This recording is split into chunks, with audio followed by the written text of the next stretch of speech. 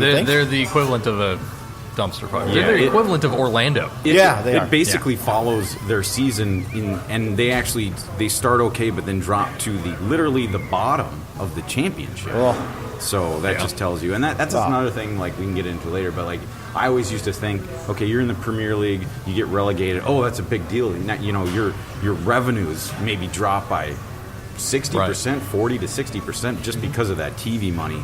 And I always used to think, oh, okay, well, you'll just get back into the Premier League next year. No, it doesn't always work that way. It's a lot harder because you cannot keep the same payroll. No, you can't. You just can't. I mean, most owners wouldn't. No. Anyways, back to Mannone. So his stats with Sunderland, and were they? I mean, for a Premier League goalkeeper, it was, I would say, average. Okay.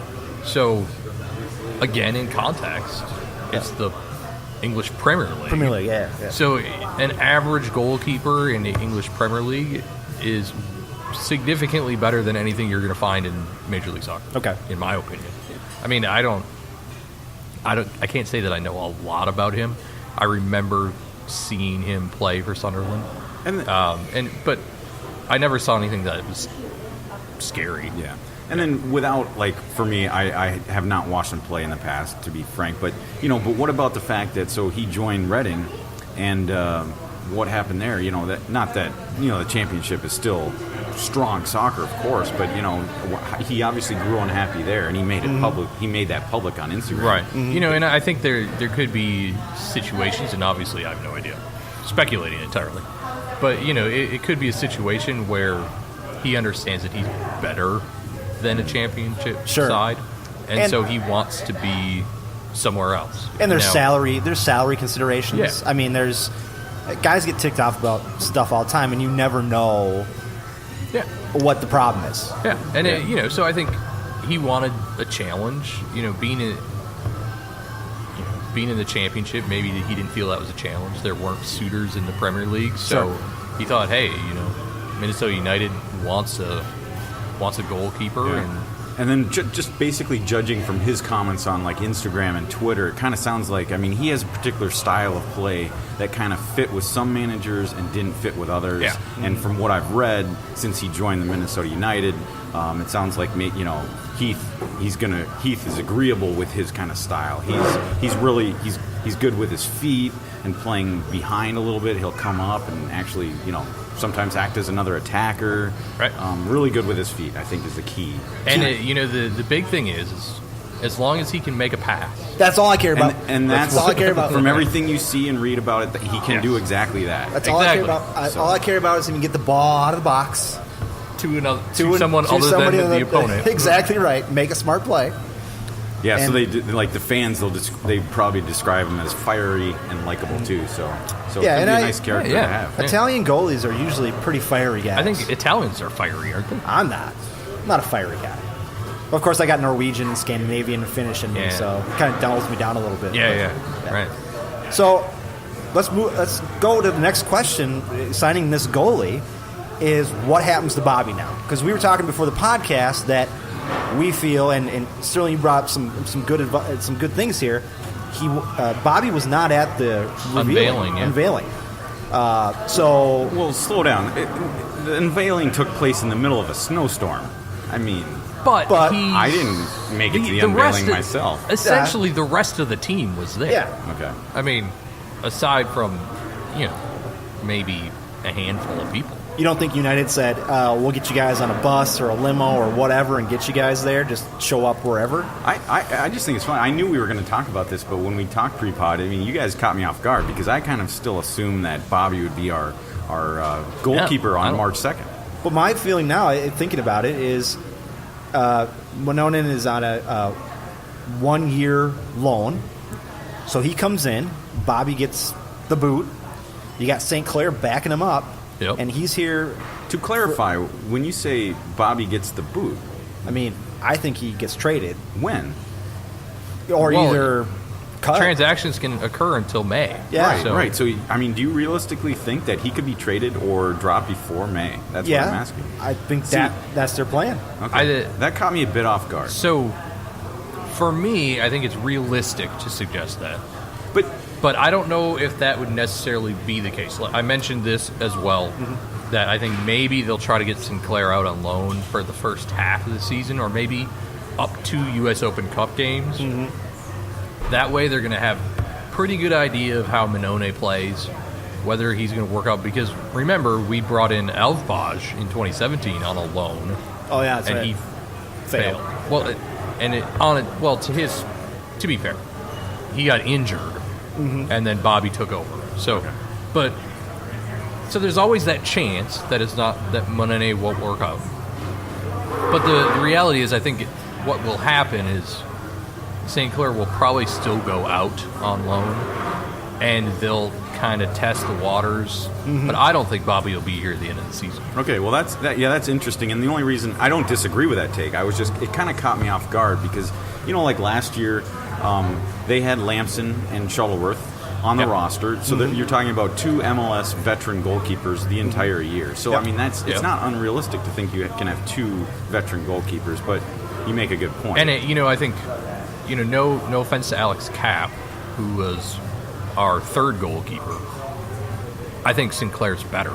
Sure. I think Sinclair has the potential to be a phenomenal goalkeeper. I mean, like Zach Steffen, like Tim Howard level. So, I think we had 2 veterans last year because Cap wasn't really a guy they wanted. They just needed a roster spot filled. It's good to have 3 keepers. In this case, again, we're in the same situation. Obviously, Minone should be as good as any other veteran MLS keeper, if not significantly better. So, again, we've got 2 veterans on the roster. I'm with Tony. I don't think Bobby will be around. I'm not sure if I agree that he'll be gone before the season, but I think my feeling is this. They're shopping Bobby right now. I would not be shocked. They're shopping. If they can find a deal for him, that's what they're going to do, and St. Clair is going to be your backup, and he's going to play every 4th game and play in some cup games and get some time here to train. If they can find St. Clair a loan-out situation or someplace to go before Bobby gets traded, then I think St. Clair gets that. But they have to find a spot for him where he's going to get time. Oh, yeah, he's got to start. He's got to start somewhere. So finding that is going to be difficult. And I think I have this in my notes, but I think I brought this up in past episodes. He's not going to start at Madison because Madison has Sylvester, fantastic goalkeeper for that level.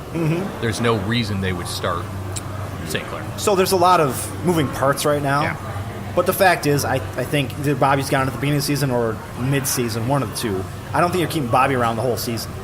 I don't think he would. Because you can't stick St. Clair in that 3rd goalkeeper spot and have him sit there all year. You just can't.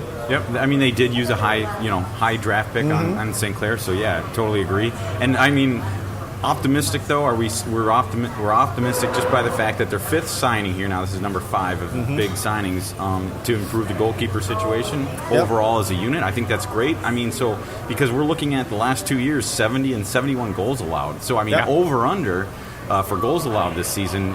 Do you think it's going to drop off that 70 number? I have a prediction that it will drop off. I mean, it has to drop off. Yeah, and the reality is we went into the offseason knowing we had to update our defense. Upgrade our defense. And we did it. I mean, Gregus was the first signing, then Ozzy, then it would have been Metnier, and then it was Opara. Every single piece that we absolutely had to have has been done. And on top of that, they re-signed Miller, so it creates a depth chart. You've got Manley, who I've got notes on this as well for a few minutes from now. I mean, they did what they had to do. They had to update their defense. They did it. You have to think we're going to allow less than 70 goals. I would hope so. You have to. Well, on that note, let's get into some predictions because we're already predicting less goals this year. Right. So, Sterling, you put out the message that we needed to predict who was going to win each division. how we thought the United were going to end up. They're going to make the playoffs. Where they're going to end up in our division. Roster, top scorer for United, top assist leader for United. Which, interestingly enough, yesterday, we were texting about what we were going to talk about, and I was sitting at my desk at work, and I popped up the calendar, and I looked at it, and I was like, oh my God, this is the last episode before the beginning of the season. It is. What happened to the offseason? Right. I still remember a clear as day up in Maple Grove at Omni. Yeah. I don't think we talked about it on the pod, but we were thinking, what are we going to do for this offseason? Right. I mean, wow, well, what are we going to talk about? What are we going to do? Here we are. Well, 2 weeks away. Now, it's unbelievable. Go back a little bit. For a couple weeks, or 1 or 2 months there was nothing. I mean, United did absolutely nothing. I mean, the month of November was... I have no idea of how we recorded episodes. But then all of a sudden they started signing guys, and it was like bam, bam, bam, bam. Well, you know what it was, and it's funny, the tide really turned. I think back in November and maybe even into December, it was kind of doom and gloom. And we were basically looking back at the 2017, and all we could do was forecast poor results for this season because we didn't know any better. They hadn't done anything. We didn't have anything to talk about. Yeah. All we could talk about was upcoming dates, and we talked about the expansion draft, and we were trying to be optimistic about what they could do. It's just you can't forecast these moves that they make ahead of time. No. It's impossible. Yep. So with that roster, I don't know. Did you guys pick your starting roster for March 2nd?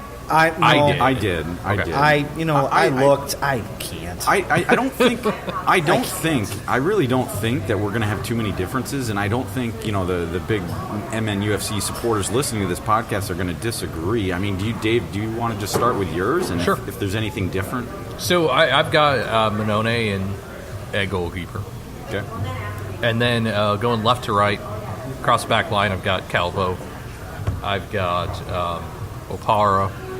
This was tough, because Kelman, Boxall, here's the deal. Everyone wants Kelman. Yep. I really like Kelman. So I've got this situation. It's you pick the complement to Opara, that's Boxall. You pick the better player, it's Kelman. I'm going to go with Boxall. Because he's still got his international tag. We don't want an international sitting on the bench. So it's Calvo, Opara, Boxall, and then Metnier. And then in the middle, obviously, Ozzy and Jan Gregus. Is it Gregus or Gregus? I think they were joking I think it's Gregus. Okay. I think there was a little bit of... Now, I'm not... because I grew up on the East Coast, but... do they call Duck Duck Grey Goose? Is that what they call it? So here? It's Duck Duck Grey Duck here. Oh, okay. Duck Duck and Goose then everywhere it's else. Duck Duck Goose everywhere I else. had the feeling, and I could be totally wrong, and I hope I'm not, but I had a feeling they were making a play. They're making a play on that. Yeah. That so could for, be. for now, until I'm corrected, I'm gonna say Gregus. Okay. So Ozzy and Gregus in that two midfield wheel. Mm-hmm. And then left to right across the attacking midfield, I've got Romario, I've got Darwin, and I've got Miguel. And then I've got Angelo up top. Okay, well, I'm just, as you kind of went through that's a great explanation, Dave. I'm almost in complete agreement. That's my starting lineup for March 2nd. The only difference that I had, and I think I said it earlier, was I had Bobby Shuttler starting game one. Yeah. So really, that's the only difference, and I kind of put a little asterisk next to Boxall because that was my choice. And I think I went on record to say I'm a big Boxall fan, New Zealand international player. Big, tall. I love the way he plays the position. Yeah. So that was my pick. I did put a little parenthesis there because earlier, I think out in Arizona, he was dealing with a little bit of an injury issue. Yes. Now, he did actually make his debut 2 weeks ago as we record this, so he is playing and he's out there. So assuming he's healthy, he was my pick. And, and the thing is, I think the big question mark is Miguel. Yes. Mm-hmm. I'm going with Miguel. That's because Molino was unhealthy. He has been participating. Yesterday he participated in practice, so he's healthy-ish. Sure. Okay. And I don't think Finley would ever get selected over Miguel. So to me, I think that's kind of a question mark there. Mm-hmm. Yeah. I can't imagine they're going to open the season without